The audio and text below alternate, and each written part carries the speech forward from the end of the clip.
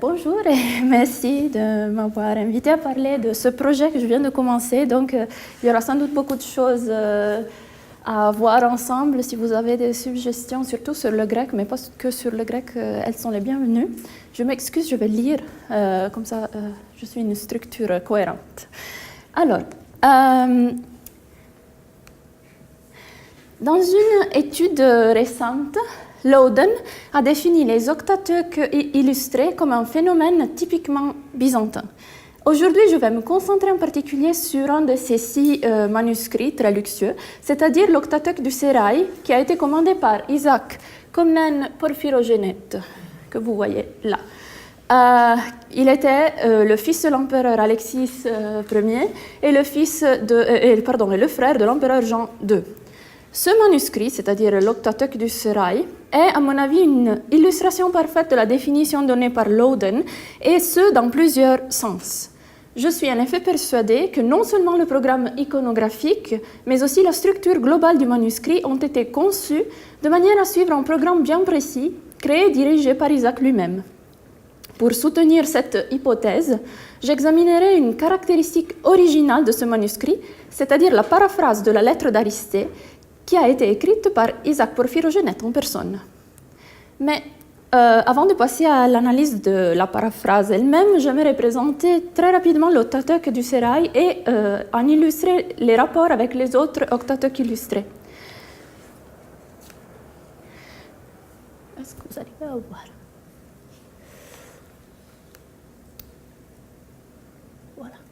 Alors, comme des études récentes l'ont montré, ces 6 manuscrits partagent toute une série de caractéristiques communes.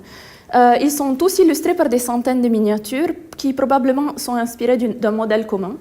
En plus, les textes des premiers 8 livres de la Bible est toujours accompagnés de commentaires à l'Ancien Testament qu'on appelle conventionnellement caténés.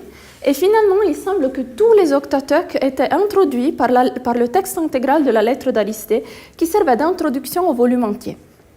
Cette lettre, écrite à la première personne par un juif d'Alexandrie nommé Aristée, décrit les événements qui conduisirent à la réalisation de la Septante, effectuée sur demande du roi hellénistique Ptolémée II. À ce qu'il paraît, ce texte était particulièrement apprécié par les élites aristocratiques et impériales byzantines qui étaient en fait les sponsors de la réalisation des octateuques illustrés et qui voyaient dans la lettre d'Aristée une sorte de speculum principis. Cette interprétation était inspirée d'un passage spécifique de la lettre qui décrit les longues conversations entre le roi égyptien Ptolémée et les savants juifs qu'il avait invités à Alexandrie. Pendant cette nuit, ces derniers répondent aux questions du souverain qui les interroge sur le comportement que devrait suivre le roi idéal. Les réponses des 72 savants, en grande partie inspirées de la Bible, représentaient un parfait vademecum pour les membres de l'élite aristocratique et impériale. Et ces considérations sont confirmées également par les miniatures qui, dans certains manuscrits, accompagnent le texte de la lettre d'Aristée. En effet, Ptolémée est clairement représenté et imaginé comme un souverain byzantin.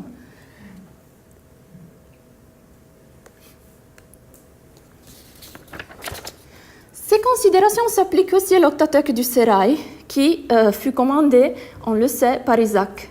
En effet, ce manuscrit aussi contient des centaines de miniatures, ainsi que les caténées de l'Ancien Testament et le texte complet de la lettre d'Aristée.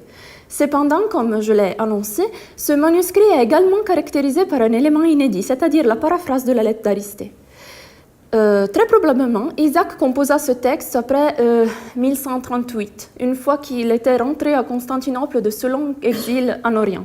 Il est important de rappeler rapidement que ce départ forcé fut la conséquence des coups d'État qu'Isaac organisa à plusieurs reprises dans l'espoir de s'emparer du trône de son frère, Jean. Les ambitions politiques d'Isaac ne termineront pas avec la mort de son frère. On sait en effet qu'il fut emprisonné par son neveu Manuel, qui craignait que son oncle n'essaye à nouveau de s'emparer du pouvoir impérial. Si maintenant l'on revient à la paraphrase de la lettre d'Aristée, il faut souligner que cette œuvre est préservée seulement par les 7 premiers folios de l'octateuque du Sérail, qui sont très endommagés, comme vous pouvez le voir, et souvent peu lisibles.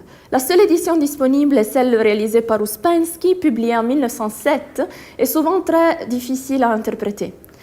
J'espère pouvoir inspecter le manuscrit dans les phases suivantes de mon projet, mais pour l'instant, je ne peux qu'utiliser l'édition d'Ouspensky, tout en cherchant à imaginer des solutions possibles pour les passages peu compréhensibles. Là aussi, vos suggestions seraient vraiment très précieuses.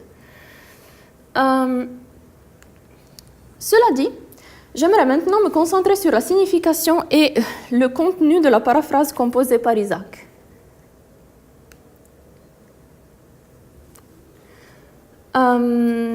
Alors, comme je l'ai dit, ce texte fonctionne comme une sorte d'introduction et occupe les premiers 7 folies du manuscrit.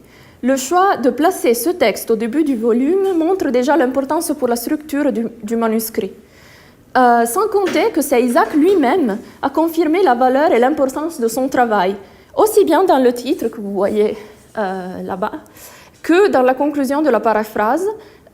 Isaac tient à préciser que sa nouvelle version de la lettre ne visait pas simplement à améliorer l'original, mais aussi à le supplanter. Dans les passages que vous pouvez lire, Isaac se focalise surtout sur le style de l'original, qu'il qualifie d'obscur, tordu et redondant. Cependant, comme je vais essayer de le montrer aujourd'hui, Isaac ne vise pas seulement la révision d'un texte qu'il considère obsolète. Au contraire, son programme est beaucoup plus complexe et répond à des exigences d'ordre politique et de propagande. Dans ce contexte, la lettre d'Aristée devait bien se prêter au programme d'Isaac, vu qu'elle lui fournissait l'occasion de présenter une vision alternative du pouvoir impérial, tout en faisant allusion à un thème qui jouait un rôle central dans la Constantinople contemporaine, c'est-à-dire les rapports avec les États voisins, et en particulier avec les États latins d'Orient. La ville de Jérusalem, avec son énorme capitale symbolique, semble avoir occupé une place importante dans ce débat. Pour illustrer mon hypothèse, je vais maintenant analyser certains aspects de la paraphrase d'Isaac en me concentrant surtout sur les extraits où l'auteur s'éloigne le plus de son modèle. En plus, afin de souligner l'importance des altérations introduites par Isaac, je confronterai systématiquement sa paraphrase avec les passages correspondants du texte original.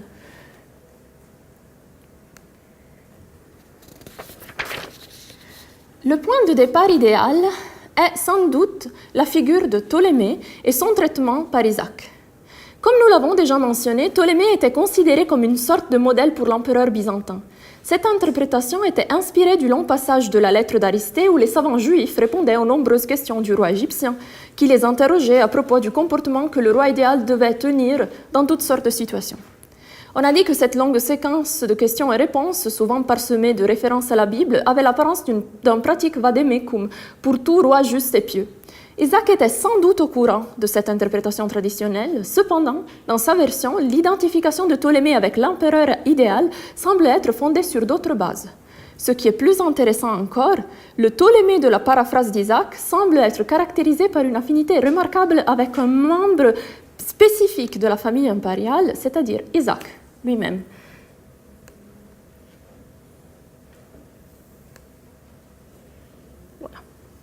Je commencerai avec une rapide analyse de la description de Ptolémée figurant dans la paraphrase d'Isaac, que vous voyez ici. Il importe de souligner que, dans la paraphrase, Ptolémée est le premier personnage à être mentionné immédiatement après la longue introduction programmatique. Isaac lui consacre une présentation flatteuse qui n'a pas d'égal dans le texte original. En lisant le texte, l'on remarquera qu'Isaac est particulièrement intéressé à emphasiser 2 aspects spécifiques de la figure de Ptolémée: son amour pour la culture et les lettres, ainsi que ses nobles origines.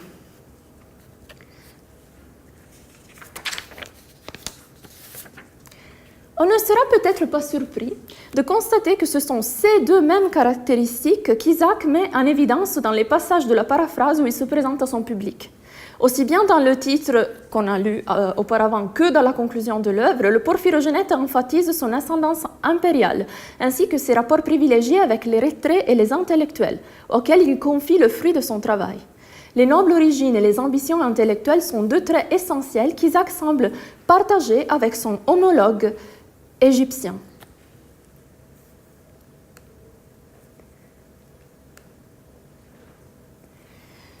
En effet, l'amour de Ptolémée pour la culture est constamment mis en évidence par le texte de la paraphrase. De même, Isaac ne perd pas l'occasion de souligner sa propre érudition. À plusieurs reprises, il s'amuse à insérer des citations sophistiquées et ne fait qu'exalter la supériorité de son style par rapport à celui d'Aristée. Pour en revenir à Ptolémée, j'aimerais examiner rapidement 2 extraits qui illustrent parfaitement le programme d'Isaac, ainsi que les stratégies qu'il utilise pour représenter le souverain hellénistique comme un roi intellectuel. Le premier passage, que voici, concerne l'instant où les volumes contenant la loi mosaïque arrivent finalement à Alexandrie. Dans la version d'Isaac, Ptolémée ne se limite pas à les contempler comme il le fait dans la lettre d'Aristée, mais il se met immédiatement à les lire à en apprendre le contenu et à en discuter avec les savants juifs. Selon Isaac, le roi aurait appris les paroles de la loi le jour même de l'arrivée des ambassadeurs à Alexandrie. Le deuxième passage que je voulais vous montrer rapidement, voilà, concerne le départ des savants juifs. Avant de les laisser rentrer à Jérusalem, Ptolémée leur offre de riches dons et déclare considérer la compagnie des hommes savants bien plus précieuse que toutes les richesses qu'ils possèdent. Il leur demande aussi de revenir à Alexandrie dès que possible pour qu'ils puissent bénéficier encore de leur sagesse. Cet épisode joue un rôle marginal dans la lettre d'Aristée, mais il occupe une place considérable dans la très courte paraphrase d'Isaac. Il s'agit en effet d'un des rares cas où Isaac ne raccourcit pas le passage original. Au contraire, il arrive jusqu'à l'intégrer, ce qui représente une marque évidente de son intérêt pour le thème traité.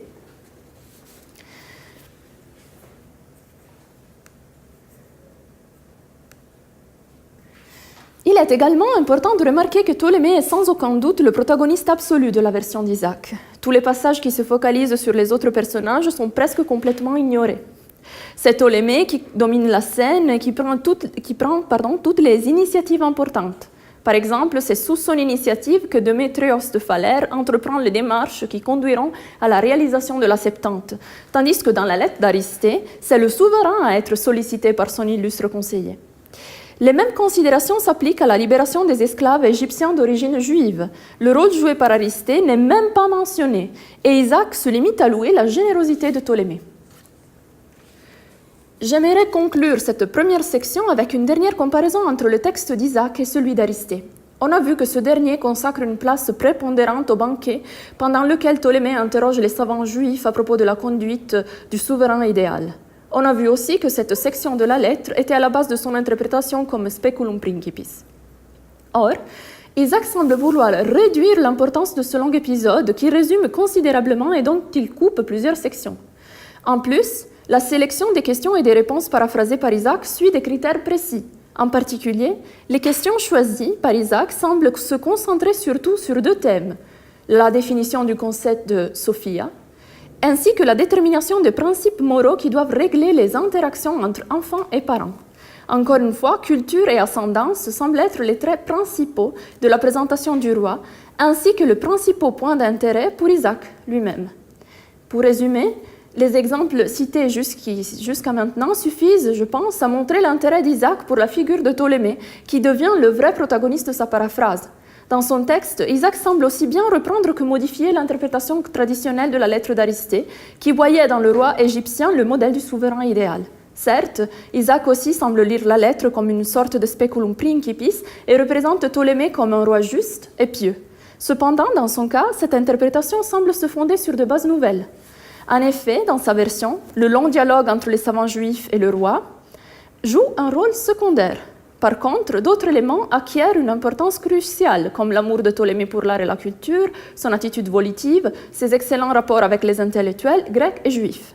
C'est grâce à ces éléments surtout que Ptolémée devient le symbole du roi idéal et en même temps la projection d'Isaac lui-même. Les traits qui caractérisent Ptolémée dans la paraphrase sont exactement les mêmes traits qu'Isaac s'attribue dans les passages où il se présente au lecteur. Aussi bien au début que la fin de la paraphrase, le porphyrogénète souligne son lien avec Alexis, son amour pour la culture, ainsi que ses rapports avec les élites intellectuelles auxquelles il confie son travail. Cet autoportrait qu'Isaac conçoit avec grand soin n'est pas seulement le fruit d'un jeu littéraire, mais il fait partie d'une stratégie de propagande que le porphyrogénète avait scrupuleusement conçue au cours des années passées aussi bien à Constantinople qu'en exil.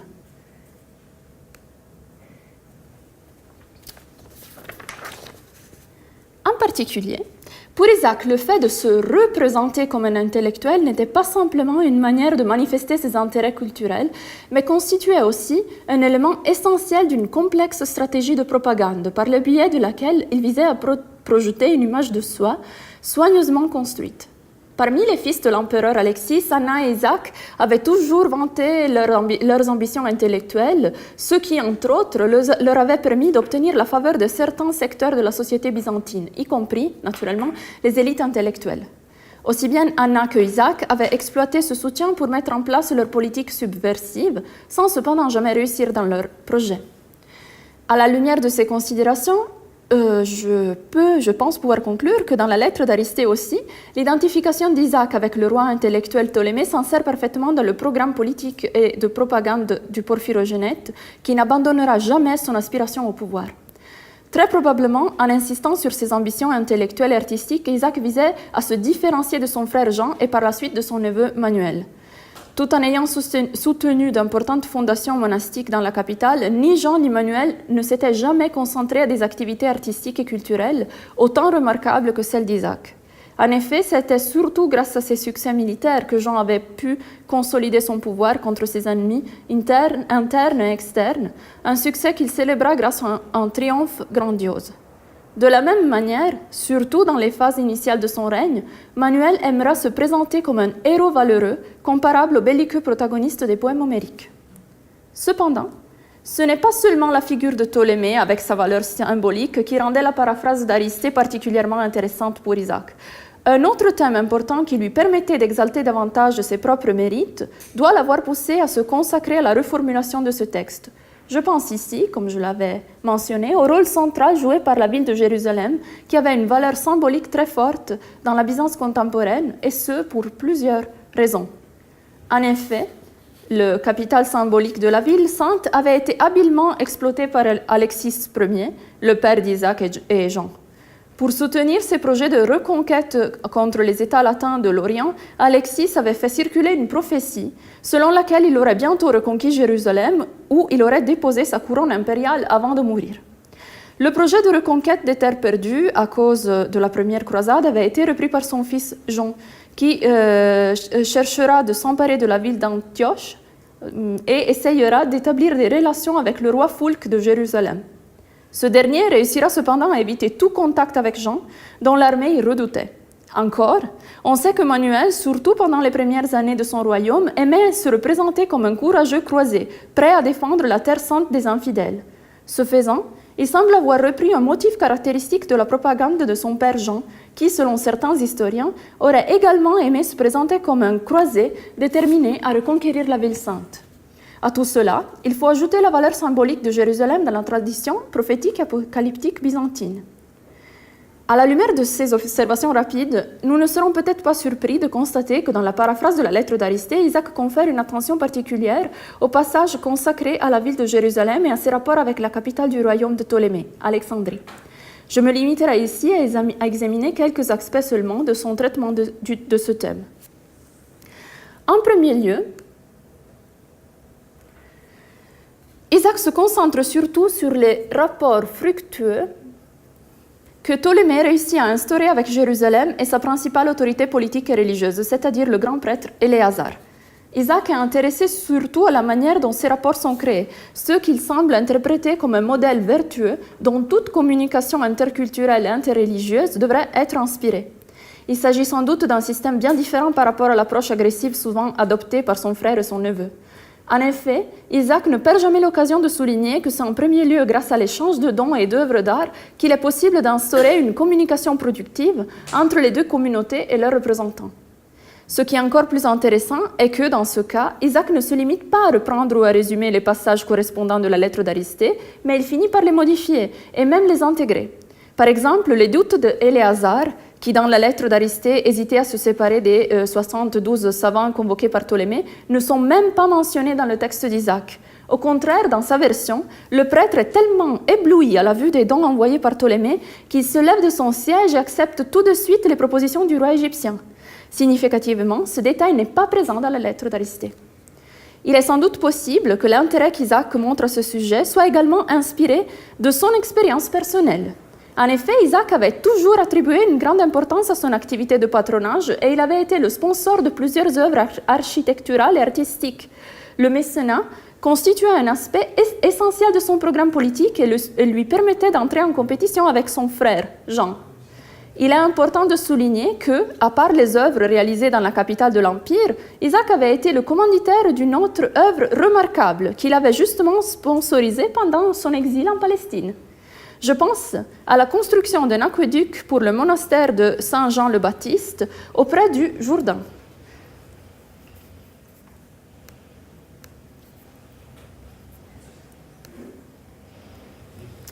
Telle était l'importance de cette entreprise pour Isaac qu'après être rentré de son exil en Palestine, il demanda à Théodore Prodrome de composer un poème qui célèbre cette construction, dont vous avez là un extrait. Comme on peut le voir en lisant ces quelques vers, Isaac attribuait une grande valeur aussi bien à son voyage en Palestine qu'à la construction de cet aqueduc. En effet, Isaac fut le premier des Comnènes à visiter la Terre Sainte et à établir des contacts avec les autorités locales. Selon les historiens, il arriva même à rencontrer le roi Foulques, un résultat que son frère n'arrivera jamais à atteindre. Quelles que soient les conséquences de son voyage en Palestine, il est clair qu'Isaac le considérait extrêmement significatif et qu'il tenait à le publiciser, même après être rentré de son exil. Cela est confirmé par un passage de sa paraphrase de la lettre d'Aristée, qui semble être également inspiré de son voyage en Terre Sainte. Avant de le lire, je voudrais juste attirer votre attention sur le fait que dans la lettre d'Aristée, la description de la Terre Sainte s'articule en 4 sections que voici. De ces 4 parties, Isaac décide de paraphraser seulement les premières 3. En ce qui concerne la première, il ne semble consacrer que quelques mots à la description du temple.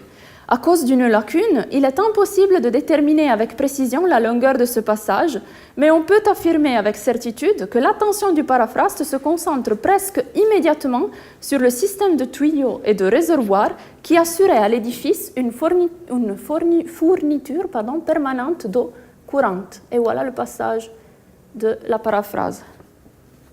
Dans ce cas aussi, l'intérêt d'Isaac pour cet aspect de la lettre d'Aristée est ultérieurement confirmé par le fait qu'il ne se limite pas à reproduire ou à résumer le modèle. Au contraire, il arrive jusqu'à intégrer et élargir le texte original.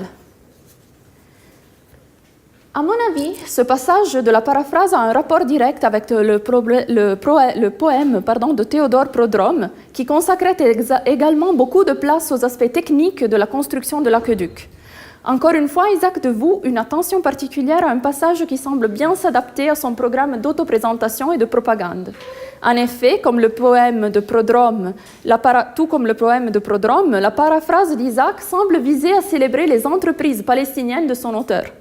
En particulier, Isaac semble attirer l'attention du lecteur sur ses rapports privilégiés avec la région qu'il connaissait mieux que tout autre membre de sa famille. Pourrait-on voir dans ce passage une critique voilée à son frère Jean, qui n'avait jamais visité la Terre Sainte et n'avait jamais pu établir des contacts avec cette région? Ou s'agirait-il plutôt d'une attaque indirecte à son neveu Manuel, qui aimait jouer le rôle du croisé belliqueux?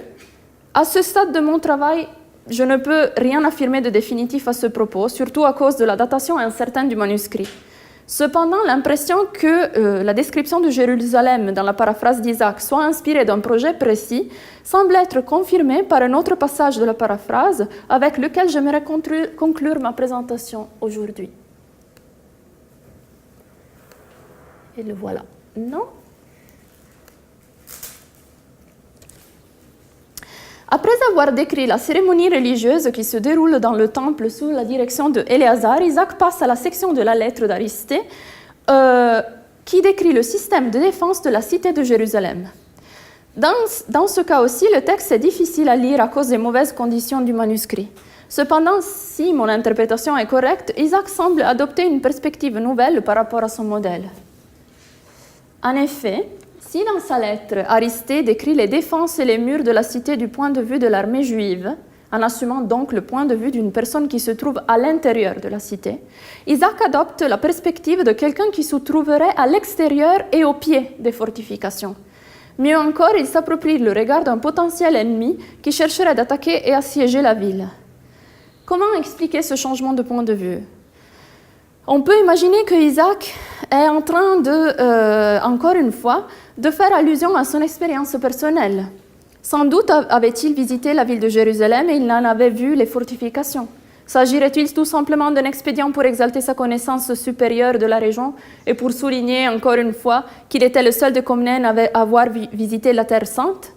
Ou pourrait-on penser à quelque chose de plus précis encore, comme par exemple un conseil ou une critique cachée à ceux qui chercheraient à reconquérir la ville par la force? Sans doute, la ville décrite par Isaac est inexpugnable, et la référence à l'inutilité d'un siège éventuel pourrait être lue comme une critique aux aspirations de ses consanguins et rivaux. Naturellement, encore une fois, d'ultérieures recherches sont nécessaires pour pouvoir approfondir cet aspect spécifique. Quoi qu'il en soit, je pense que quand même on peut déclarer, on peut être sûr du fait que ce qu'on a jusqu'à présent défini comme une paraphrase est loin d'être une simple reformulation de l'original. Au contraire, la version d'Isaac représente un nouveau texte qui suit un programme nouveau et indépendant, conçu par le paraphraste lui-même pour transmettre un message précis. Comme on l'a vu, d'ultérieures recherches sont nécessaires aussi bien pour apprécier le contenu de la paraphrase que son rapport avec l'histoire politique et sociale de la Byzance contemporaine. J'espère cependant avoir montré la complexité d'un texte qui a été jusqu'à présent négligé, tout comme l'a été son auteur, qui a vécu trop longtemps à l'ombre de ses consanguins plus célèbres. Merci.